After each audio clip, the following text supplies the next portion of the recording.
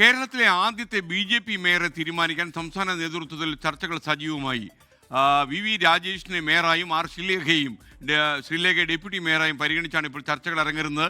അതേസമയം തിരുവനന്തപുരത്തെ മികച്ച വിജയം BJP വല്ലാതെ ആഹ്ലാദഭരിതരാക്കിയിട്ടുണ്ട്. ഇതിൻ്റെ പശ്ചാത്തലത്തിൽ നിയമസഭാ സ്ഥാനാർത്ഥി ചർച്ചകളിലേക്കും BJP കടന്നുവെന്ന് ഞങ്ങളുടെ ബ്യൂറോ പറയുന്നു. തിരുവനന്തപുരം കോർപ്പറേഷനിൽ പ്രതീക്ഷിച്ച വിജയം നേടിയതിലെ ആത്മവിശ്വാസമാണ് BJPക്കുള്ളത്. മുതിർന്ന BJP നേതാവ് വി രാജേഷും ശ്രീലേഖയുമാണ് മേയർ സ്ഥാനത്തേക്ക് പരിഗണിക്കുന്നത്. ആരാകും മേയർ എന്ന കാര്യത്തിൽ BJP ഇതുവരെ തീരുമാനം വ്യക്തമാക്കിയിട്ടില്ല. ഇക്കാര്യത്തിൽ കേന്ദ്ര നേതൃത്വത്തിന്റെ തീരുമാനം നിർണായകമാകും.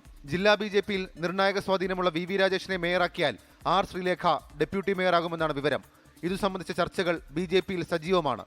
മേയർ ആരെന്നത് സംസ്ഥാന അധ്യക്ഷൻ തീരുമാനിക്കുമെന്നായിരുന്നു വി രാജേഷിന്റെ പ്രതികരണം. സംസ്ഥാന നേതൃത്വം, പ്രത്യേക സംസ്ഥാന അധ്യക്ഷൻ, ജില്ലാ അധ്യക്ഷനൊക്കെ തന്നെ അടങ്ങുന്ന ടീം അതിനെക്കുറിച്ച് കൃത്യസമയത്ത് തന്നെ പറയും. RSSന്റെ അഭിപ്രായം കൂടി തേടി ഉടൻ തന്നെ ഇക്കാര്യത്തിൽ തീരുമാനമെടുക്കാനാണ് നീക്കം. കേവല ഭൂരിപക്ഷമില്ലാത്ത BJPക്ക് 2 സ്വതന്ത്രന്മാരുടെ പിന്തുണ നിർണായകമാണ്.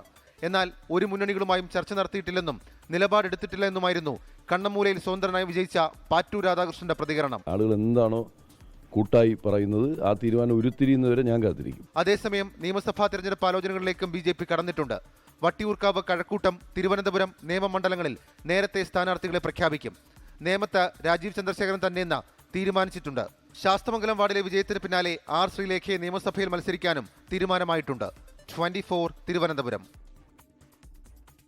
ലോകത്തെവിടെയായാലും ഏത് സമയത്തും 24 വാർത്തകളും ഓഗ്മെന്റഡ് റിയാലിറ്റി പാക്കേജുകളും എക്സ്പ്ലെയിനറുകളും വിശദമായി കാണാൻ ഞങ്ങളുടെ YouTube ചാനൽ നിങ്ങൾക്ക് സബ്സ്ക്രൈബ് ചെയ്യാം.